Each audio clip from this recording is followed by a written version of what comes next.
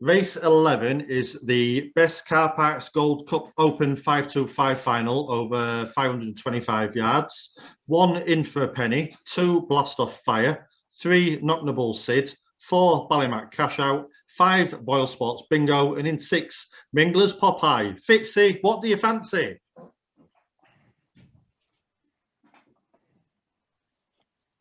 It's a tight final. It's not really a race I could fancy anything with an almighty amount of conviction. But I did come down on the top. I was trying to have a few quid in it during the week at 8-1.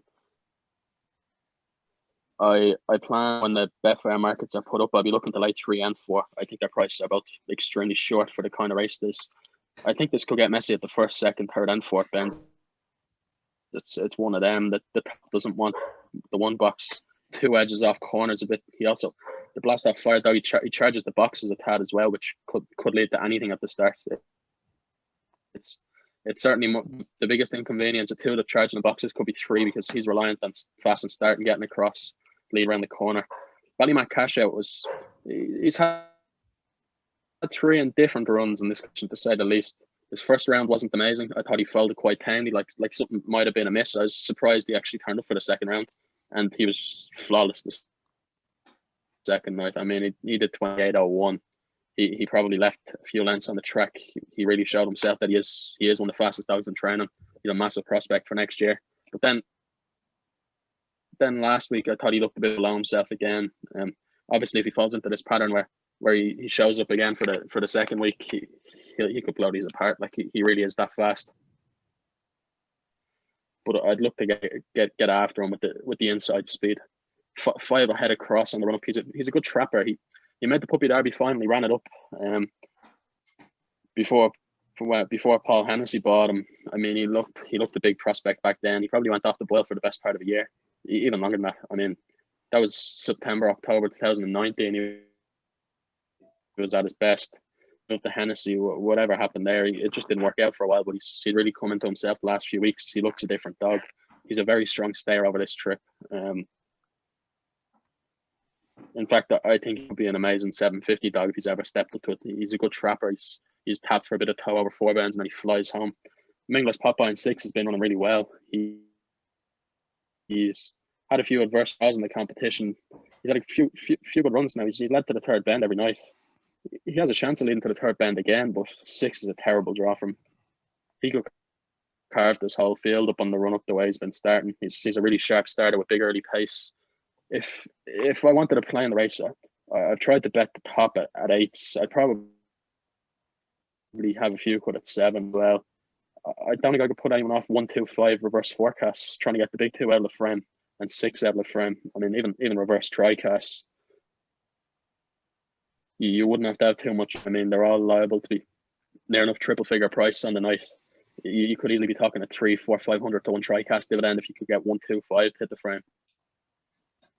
Even 1, 5, 6, something along them lines. It's not a race late in the card. You'd want to be behind and steaming into one of the favourites with any sort of conviction. Yeah, it just looks a race that it looks like it's going to be messy with like the 6 moving across. Probably wants more a mid to rail sort of pitch.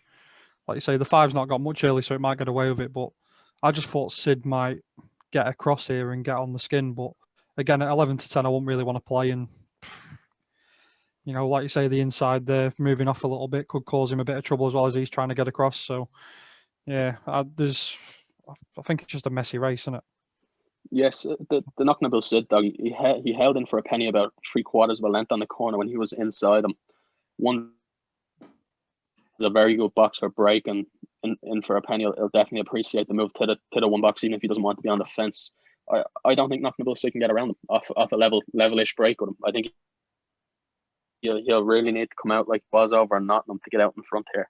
And at them sort of prices, you know yourself, there's a lot better value alternatives on the card than taking short prices about a dog that has to lead and might not lead.